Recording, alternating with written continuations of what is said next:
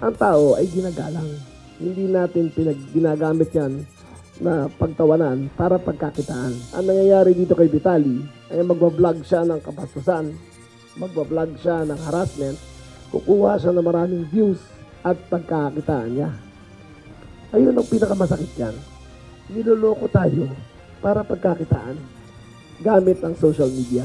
Magtatagal pa sa Pilipinas ang Russian-American vlogger na si Vitaly Zorovetsky.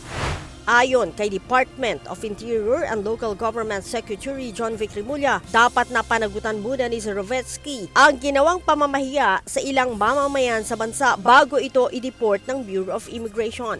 Napakita natin na mga katulad na tao na katulad na Vitali ay kailangan pagbayaran ang ginagawa nila dito. Kaya sisiguraduhin ko na tatapusin natin to, lilitis natin to, at hanggang walang verdict laban sa kanya ay hindi siya ma-deport.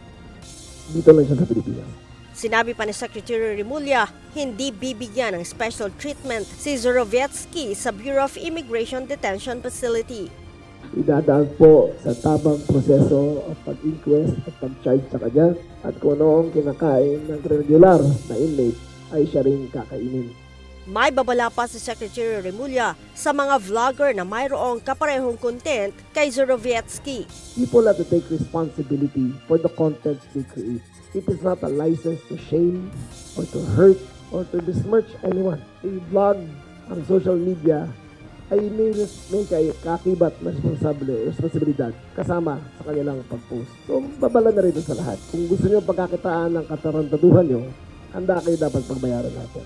Imumungkahi ng kalihim sa mga mambabatas na palakasin pa ang kasong libel sa bansa.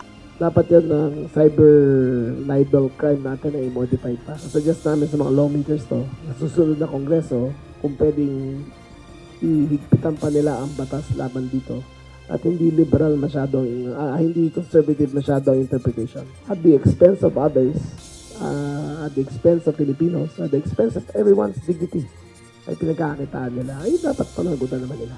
Nahaharap sa reklamong unjust vexation, theft at attempted theft ang dayuhang vlogger matapos na mangharas ng ilang Pilipino at kinuna ng video para gawing content sa vlog nito. Leia Ilagan, UNTV, News and Rescue.